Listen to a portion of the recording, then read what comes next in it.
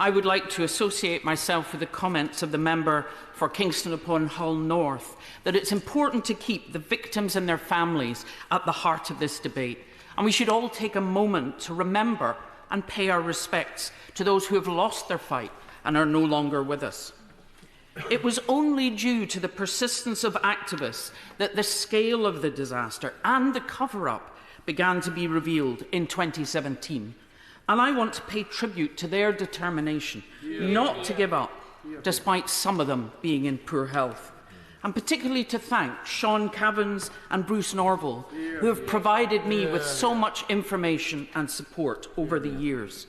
Their effort meant there was strong cross-party support for a public inquiry before the emergency debate on the 11th of July 2017. In that debate, I explained how, as a young surgeon, the revelations of the early to mid-80s shocked me to my core. That in transfusing a patient, I might have exposed them while trying to save them from trauma or surgery to HIV or hepatitis. It led me to totally change my surgical approach and use every single technique available that could reduce blood loss and minimise the need for transfusion. But that was 40 years ago. My entire surgical career has passed while the victims have still been seeking justice. I'm very grateful to my honourable friend Giveaway. She has been working tirelessly on this matter and is right to refer to Bruce Norval and his work too.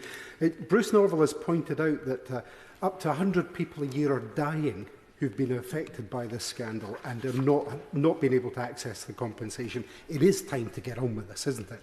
I would absolutely agree with my honourable friend.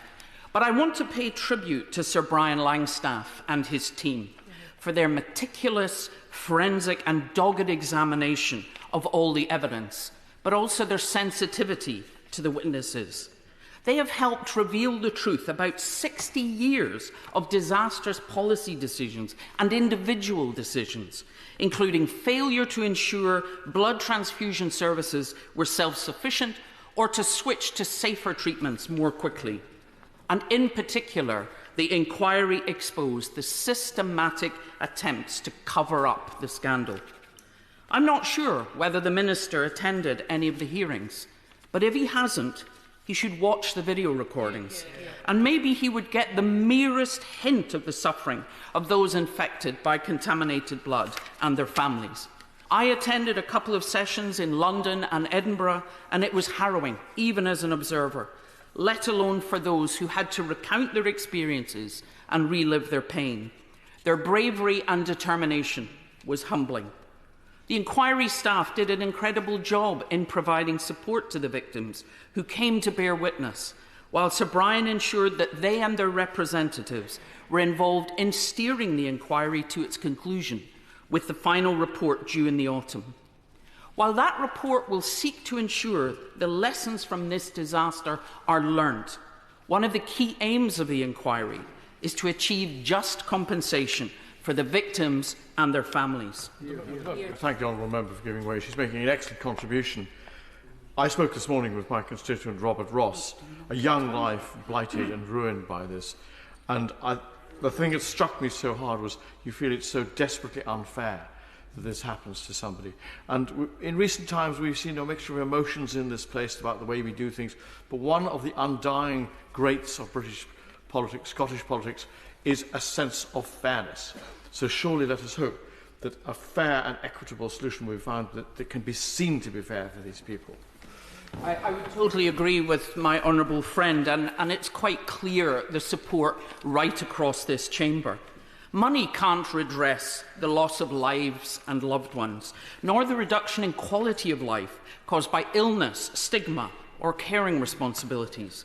But it can at least ease the hardship and financial worries which many families are facing, particularly at the moment.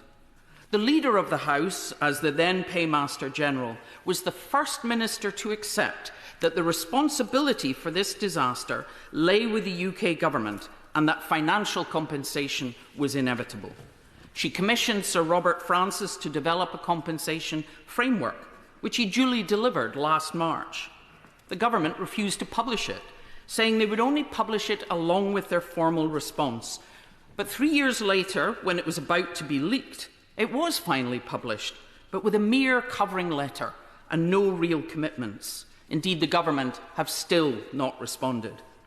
It was only after Sir Brian published the first interim report last July and directed the government to pay interim compensation payments of £100,000 that we finally saw action. These payments were, however, limited to surviving victims and their partners who were registered with support schemes, but provided nothing to those who'd lost parents or children or spent many years as family carers.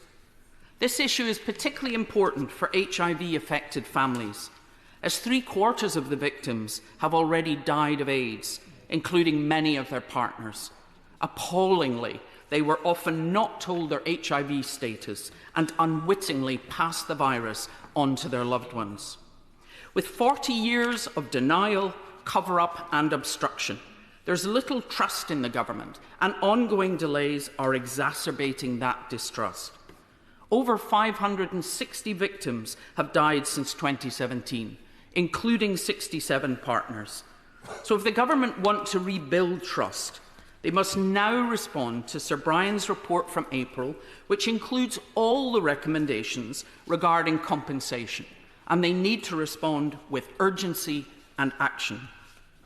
I hope the Minister has come with more than the blather we've had to listen to in this chamber for over a year, and is ready to make it clear that the government accepts all of Sir Brian's recommendations.